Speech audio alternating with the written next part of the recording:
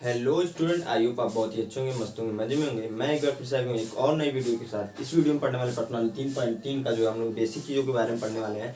इसके पहले हमने पर्सनालिटी 3.1 और 3.2 को पढ़ रखा है, तो आपने वो वीडियो नहीं देखी तो वीडियो जाकर जरूर देखिए। देखिए यहाँ पर्सनालिटी 3.3 में जो पहला टॉपिक दे रखा है, टॉपिक क्या है कि एक रैखिक समीकरण युग्म को हल करने की बीजगणितीय विधि। इसके पहले हमने पर्सनालिटी 3.1 में और 3.2 में हमने पढ़ रखा है ऑलरेडी। जो रैखिक समीकरण को हल करने की जो विधि हमने पढ़ा था वो ग्राफी विधि थी। अब यहाँ से हम लोग पर्सनालिटी 3.3 से हम लोग क्या करने वाले हैं, बीजगणितीय विधि के बारे में हम लोग पढ़ने वाले हैं। इसके पहले हमने ग्राफी विधि के बारे में ऑलरेडी पढ़ रखा है। तो बीजगणितीय विधि में देखिए होता क्या है, कहने का तात्पर्य इसकी आवश्यकता क्यों पड़ी हमें। सबसे पहले ये इंपॉर्टेंट क्वेश्चन है कि इसकी आवश्यकता हमको क्यों पड़ी। इसकी आवश्यकता हमको इसीलिए क्या करते हैं, वहां पर जब ग्राफी विधि के बारे में हम लोग पढ़ रहे थे तो हम पॉइंट निकाल रहे थे। वहां पर कुछ पॉइंट 2,3 5,6 पॉइंट निकालकर ग्राफ के थ्रू हल कर रहे थे। लेकिन कई कई कंडीशन में क्या होता है कि 2.1 आ जाए, 2.1 3 आ जाए, या फिर आ जाए 4,2 5.2 आ जाए। तो इस कंडीशन में क्या होता है, ग्राफी विधि हल करने में प्रॉब्लम होती है, क्वेश्चन में कठिनाई होती है, यानी कि कठिनाइयां भी होती है और त्रुटि आने की, त्रुटि करने का तात्पर्य है मतलब गलत होने की संभावना सबसे ज्यादा होती है। इसलिए हम लोग क्या किए कि बीजगणितीय विधि के बारे में हम लोगों ने पढ़ना स्टार्ट किया। इसमें देखिए कई सारे टॉपिक आएंगे। इस प्रश्नावली में हम एक टॉपिक पढ़ेंगे, नेक्स्ट प्रश्नावली में भी एक टॉपिक पढ़ेंगे। देखिए यहाँ पर पहला जो टॉपिक होगा हमारा क्या, प्रतिस्थापन विधि। प्रतिस्थापन विधि, प्रतिस्थापन विधि के बारे में हम लोग पढ़ेंगे। सबसे पहले सिंपली देखेंगे तो हम लोग इसको मैं मिटा देता हूँ। देखिए यहाँ प्रतिस्थापन विधि में होता क्या है कि हम लोग क्या करते हैं, देखिए हमारा जो समीकरण होता है, जो समीकरण कैसे बनता है, जो रैखिक समीकरण कैसे बनता है। देखिए x का गुणांक कुछ रहता है, प्लस y का गुणांक रहता है, प्लस अचर पद रहता है। कुछ भी प्लस है माइनस हो, मान लीजिए 2 है बराबर 0। तो इस तरीके से हम लोग समीकरण को बनाते हैं। कहने का तात्पर्य है ax plus by plus c equal to you.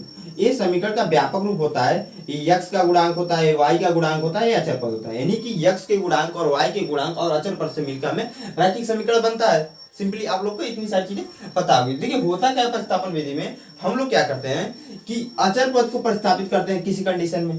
किसी कंडीशन में क्या करते हैं, y के गुणांक को प्रतिस्थापित करेंगे। अब किसी कंडीशन x के गुणांक को प्रतिस्थापित करके क्वेश्चन को हल करते हैं। इसका नाम दिया क्या, प्रतिस्थापन विधि। हम लोग आगे बढ़ते हैं और एक उदाहरण लेंगे। उदाहरण थ्रू समझेंगे कि प्रतिस्थापन विधि का उपयोग कैसे करते हैं। तो मैं इसको मिटाता हूं और फिर हम लोग उदाहरण को नोट करते हैं। तो एग्जाम्पल हम लोग लेंगे, एक एग्जाम्पल ले लिए, एनसीईआरटी बुक का ऑलमोस्ट एग्जाम्पल होगा। अब हम क्या करेंगे, इसको मानेंगे समीकरण नंबर 1 और इसको मानेंगे समीकरण नंबर 2।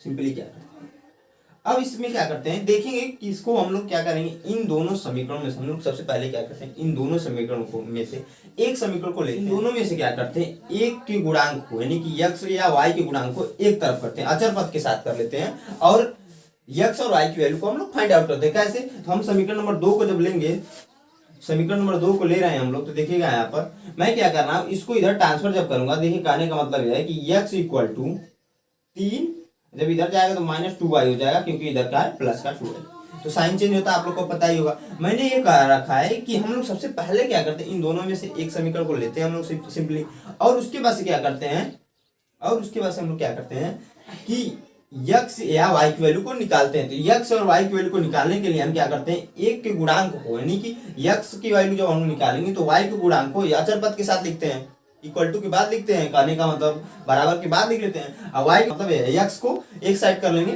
कहने का मतलब है कि x को हम अचर पद के साथ कर लेते हैं, जैसे हमने यहाँ पर किया है। अब हम सिंपली क्या करेंगे, इसको समीकरण नंबर 3 दे देंगे नाम। अब क्या करेंगे, समीकरण 3 से समीकरण 1 में वैल्यू रखने पर, तो समीकरण यहाँ पर लिख देते हैं हम लोग, समीकरण 3 का मान समीकरण 2 में एक में रखने पर, जब समीकरण 1 में रखेंगे तो ये क्या होगा, x के स्थान पे देखिए क्या है, x के स्थान पे क्या है 3 - 2y, तो ब्रैकेट में हो जाएगा 3 माइनस का 2y ब्रैकेट बंद प्लस 15y बराबर 2। इतनी सारी चीजें आप लोग को समझ में आ रही होंगी, क्योंकि ये मैथमेटिकल कैलकुलेशन है, कुछ करने की जरूरत ही नहीं है। अब इसका इसमें जब गुणा करेंगे तो 7 तरीके 21 माइनस 7 दूना 14 वाई प्लस 15y बराबर 2। देखिए अचर पद की वैल्यू को एक साथ करते हैं और गुणांक की वैल्यू को हम लोग एक साइड कर लेते हैं। तो क्या करेंगे, देखिए माइनस का 14y प्लस 15y बराबर, जब इधर लाएंगे तो 2 और यहाँ प्लस का 21 है, जब इधर जाएगा तो माइनस का 21 हो जाएगा। सिंपली आगे बढ़ेंगे, देखिए यहाँ पे क्या होगा, यह घट जाएगा क्योंकि -14y है प्लस 15y, तो y हो जाएगा। क्योंकि y क्यों y हो रहा है, क्योंकि प्लस का 15y बड़ा है, तो हम बड़े वाली साइन को ही लेते हैं। तो y हो जाएगा y बराबर, क्योंकि यहाँ पर प्लस 15y है तो y बराबर हो जाएगा, इसमें जब घटेगा तो माइनस का 19। तो ये आ गई हमारी y की वैल्यू। अब सिंपली जब y की वैल्यू आ गई तो हम क्या करते हैं कि y का मान समीकरण नंबर 3 में रखेंगे। y लिख देंगे, y का मान समीकरण 3 में रखने पर, समीकरण 3 में रखेंगे, देखिए क्या होगा, यक्स समीकरण क्या है, यक्स बराबर 3 माइनस 2y, यानी कि 3 माइनस का 2y बराबर 3 माइनस यक्स यहाँ ऑलरेडी रहेगा 2 ब्रैकेट में क्या हो जाएगा माइनस का 19। तो यक्स बराबर देखिए 3 माइनस और माइनस का गुणा होगा तो प्लस हो जाएगा, 19 गुना 38 होता है, यानी कि यक्स बराबर हो जाएगा 41, यानी कि 41। तो यक्स और यक्स की वैल्यू जो आएगी हमारी क्या 41, और वाई की वैल्यू हमें मिल गई माइनस का 19। तो दोनों वैल्यू हमने निकाली। रैखिक समीकरण में सिंपली हम लोग क्या करते हैं, यक्स और वाई की वैल्यू को ही निकालते हैं। क्वेश्चन का कहने का तात्पर्य भी यही रहता है कि यक्स और वाई की वैल्यू को हम लोग फाइंड आउट करते हैं। वहां पर भी हम लोग ग्राफिक विधि से हल कर रहे थे, यहाँ पर क्या बीजगणितीय रूप से हम लोग हल कर दिया। तो आइए के क्वेश्चन आप लोग को समझ में आया है, क्वेश्चन में कहीं पर भी डाउट है तो कमेंट बॉक्स में कमेंट करके जरूर कीजिए। और आपको क्वेश्चन समझ में आया होगा तो एक लाइक जरूर कीजिए। स्थापन विधि का नाम क्यों पड़ा, क्योंकि देखिए यहाँ पर क्या हो रहा है कि हम लोग वैल्यू को क्या कर रहे हैं, प्रतिस्थापित कर रहे हैं। यहाँ पर देखिए पहले हमने क्या किया, वाई गुणांक को एक तरफ लाकर प्रतिस्थापित किया, तो यहाँ पर हमें समीकरण नंबर 3 मिल गया।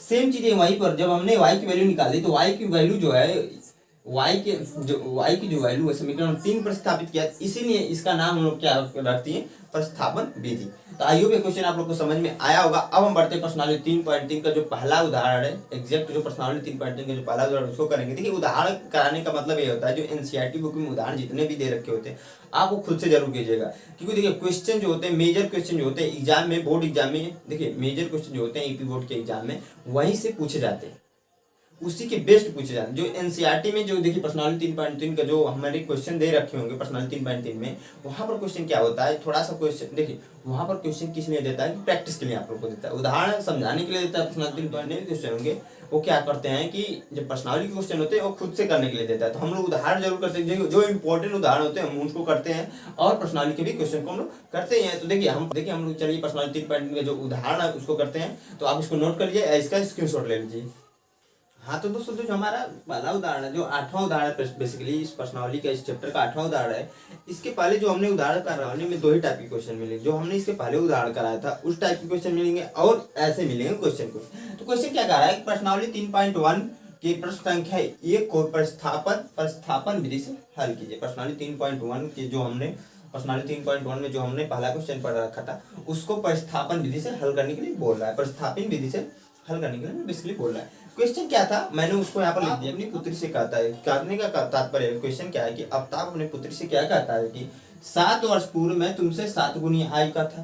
तो 7 वर्ष पहले कह रहा है तुमसे मैं 7 गुनी आय का था, अब से 3 वर्ष बाद तुमसे केवल मैं 3 गुनी आय का रह जाऊंगा। तो ये बात कहता है कि 7 वर्ष पूर्व में तुमसे 7 गुनी आय का था, अब से 3 वर्ष बाद में तुमसे केवल 3 गुनी आय का रह जाएगा। तो सबसे पहले हम मानेंगे क्या कि आफ्ताब की जो वर्तमान आय क्या होगी। तो उसके लिए हम क्या करते हैं, एक साड़ी बनाएंगे। कैसे कि वर्तमान आय मान आय और 7 वर्ष पूर्व आय, 7 वर्ष पूर्व आय और 3 वर्ष बाद आई, 3 वर्ष बाद आई। वर्तमान आयु हमने माना क्या, आफताब, आफताब और पुत्री उसकी। तो जो क्या कर रहे हैं, कहने का तात्पर्य वर्तमान आयु हमने माना आफताब की x है और उसकी पुत्री की y है। तो 7 वर्ष पूर्व, 7 वर्ष पूर्व का मतलब पहले। सपोज कीजिए कि आपकी जो आयु है अभी 16 वर्ष है। अब मैं कहूँ आपसे कि आप 7 वर्ष पूर्व कितने वर्ष के होंगे, तो आप क्या करेंगे, 16 में से -7 करेंगे ही करेंगे, क्योंकि 7 वर्ष पहले अगर मैं पूछूंगा तो 7 घटाएंगे ही घटाएंगे। अभी क्या होगा कि देखिए यहाँ पर क्या होगा, जब हमने पूर्व की बात की तो उसकी वर्तमान आयु अभी हमने माना है यक्स, आफ्ताब की, तो क्या होगा कि यक्स में से माइनस को 7 करना पड़ेगा, क्योंकि घटाना पड़ेगा। और उसकी पुत्री की जो आयु हमने मानी y, तो y -7। इतनी सारी चीजें आप लोग को समझ में आनी चाहिए। अभी तो 3 वर्ष बाद, यानी 3 वर्ष बाद, अभी आपकी आयु 16 वर्ष है, अब 3 वर्ष आगे के हम पूछें तो आप क्या करेंगे, 16 में +3 कर देंगे, क्योंकि 3 वर्ष आगे यानी कि 3 वर्ष और चल जाएंगे। 3 वर्ष आगे जब जाएंगे तो आप 3 जोड़ेंगे ही ना, तो 19 हो जाएगा। कहने का तात्पर्य है कि मेरा आपकी जो आयु हो जाएगी उस टाइम 19 हो जाएगी। तो अभी और उसकी वर्तमान आयु x है, तो उसमें 3 जोड़ देंगे तो x +3 और y +3। इतनी सारी चीजें आप लोग को समझ में आनी चाहिए। इतनी सारी चीजें दे रखा था। अब क्या क्वेश्चन में दे रखा है कि 7 वर्ष पूर्व मैं तुमसे 7 गुनी आय का था। देखिए 7 वर्ष पूर्व आफ्ताब जो है वो अपनी पुत्री की आयु, अपने पुत्री की आयु के वो 7 गुना है। कहने का तात्पर्य है मेरा कि जो आफ्ताब की आयु है क्या, x -7 बराबर कर देंगे, और जो उसकी पुत्री की आयु है उस टाइम पे, जो पुत्री की आयु उस टाइम पे क्या है, y -7। उस टाइम पे उसकी जो आयु है उस टाइम पे उस 7 गुनी के बराबर नहीं कि 7 से गुणा कर देंगे। कहने का तात्पर्य अब इसको मैं हल कर ले रहा हूँ, तो x -7 बराबर इसमें क्या हो जाएगा, 7y हो जाएगा, माइनस का 49। इसको एक साइड कर लेते हैं, इसको एक साइड कर लेते हैं, तो x की वैल्यू ऐसे निकाल लेते हैं सिंपली। हम लोग क्या करेंगे, तो 7y माइनस का 49, जब इधर जाएगा तो प्लस का 7 हो जाएगा, तो x बराबर हो जाएगा 7y, एक घट का माइनस कितना होगा आप लोग बताइएगा, तो 43 हो जाएगा। समीकरण नंबर 1 मान लेंगे इसको सिंपली। इतनी सारी चीजें आप लोग को समझ में आ रही है। अब हम क्या करेंगे, 3 वर्ष बाद के लिए देखेंगे कंडीशन, क्योंकि आ रहा है अब से 3 वर्ष बाद तुमसे केवल 3 गुनी आयु का रह जाऊंगा, तो 3 वर्ष पहले जो बाद में क्या हो रहा है, तो अब तक की आयु क्या हो जा रही है, x +3 बराबर y में क्या होगा, y +3 होगा, क्यों, जो उसकी पुत्री की आयु y +3 और 3 गुनी है, यानी कि 3 से गुणा कर देंगे यहाँ पर। अब इसको हल कर लेंगे, तो x +3 बराबर क्या हो जाएगा, 3y +3, 3 9 होगा, सॉरी 9 हो जाएगा। तो अब यहाँ पर देखिए क्या होगा कि हम क्या करेंगे, इसको एक साइड करेंगे, तो x माइनस का 3y बराबर हो जाएगा 9 - 3, तो x -3y बराबर 6, समीकरण नंबर 2। अब सिंपली क्या करेंगे, समीकरण 2 में क्या होगा, x की वैल्यू रखेंगे समीकरण 1 से। तो मैं यहाँ पर नोट कर लूंगा, क्या हम लोग नोट क्या करेंगे भैया, कि समीकरण 1 से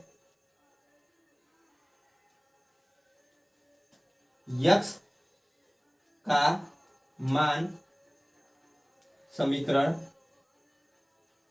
2 में क्या करेंगे, रखने पर। जब समीकरण 2 में रखेंगे, देखिए क्या होगा, यहाँ पर देखिए समीकरण नंबर 1 दिया है, समीकरण 2 में क्या होगा, देखिए x के स्थान पर हम रख देते हैं y 7y 7y माइनस का 43, एक जगह हो जाएगा, और ये आपका नोट हो जाएगा, तो माइनस का 3y बराबर 6। देखिए हम अचर पद को एक साथ करेंगे और गुणांक की वैल्यू को एक साथ करेंगे, तो 7y माइनस का 3y, इसको जब हम इधर ट्रांसफर करेंगे, देखिए क्या होगा, 6, यहाँ पर माइनस का 43 है, जब इधर जाएगा तो प्लस का 43 हो जाएगा। अब यहाँ पर देखिए क्या होगा, यहाँ पर जब घटाएंगे तो 4y हो जाएगा, और ये जुड़ेगा तो क्या हो जाएगा, आप बताइएगा। देखिए यहाँ पर एक गड़बड़ क्या हो गया है मेरे से, कि यहाँ पर जब हम लोग गुणा घटा रहे हैं, यहाँ पर देखिएगा आप लोग, घटा जब रहे हैं तो 43 नहीं होगा, 42 होगा, सॉरी यहाँ पर एक गड़बड़ हो गया था। आप लोग भी बताते नहीं कमेंट बॉक्स में कमेंट करके कि यहाँ पर 42 रहेगा सर, तो यहाँ पर 42 रहेगा। जब यहाँ पर 42 रहेगा तो यहाँ पर भी 42 होगा, और यहाँ पर भी 42 होगा। देखिए जब ये जुड़ेंगे तो क्या होगा, 48 हो जाएगा। तो y बराबर 48/4, जब 4 से काटेंगे देखिए कितने बार में कटेगा, तो ये 12 बार में कट जाएगा आपका। तो y बराबर 12, यानी कि जो उसकी पुत्री की वर्तमान आयु क्या होगी 12 होगी। अब हम y का मान क्या करेंगे, y का मान समीकरण 1 में रखेंगे। रखने पर जब समीकरण 1 में रखेंगे, देखिए समीकरण नंबर 1 क्या है, x बराबर है 7 बराबर है 7y माइनस 42 के 7y माइनस 42।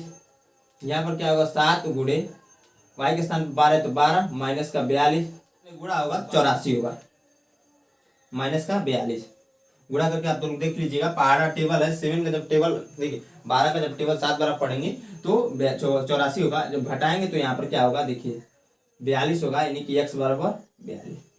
तो कहने का मतलब यह है जो उसकी वर्तमान आयु होगी, अब ताप की जो वर्तमान आयु होगी,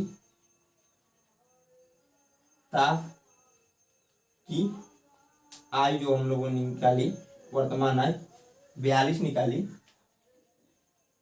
और उसकी पुत्री की जो आय निकाली हमने, जो उसकी पुत्री की हमने आय निकाली, क्या पुत्री की आय हमने कितनी निकाली 12। तरीके से प्रणाली 3.3 का उदाहरण नंबर 8 होता है। बेसिकली आप लोग को ये क्वेश्चन समझ में आएगा। क्वेश्चन में कहीं पर भी डाउट है तो कमेंट बॉक्स में कमेंट करके जरूर पूछिएगा। ये इंपॉर्टेंट उदाहरण था। इसके बाद इसमें एक और उदाहरण दे रखा है, आप वो खुद से कीजिएगा। उसके बाद हम लोग पर्सनालिटी के क्वेश्चन पर चलेंगे। हम लोग यहीं पर एंड करते हैं क्योंकि वीडियो बहुत लंबी हो जाएगी। पर्सनालिटी के जो क्वेश्चन हम लोग नेक्स्ट वीडियो में करने वाले हैं। तो ये वीडियो आपको कैसी वीडियो अच्छी लगी तो लाइक कीजिए, शेयर कीजिए, चैनल को सब्सक्राइब कीजिए। तो जय हिंद दोस्तों।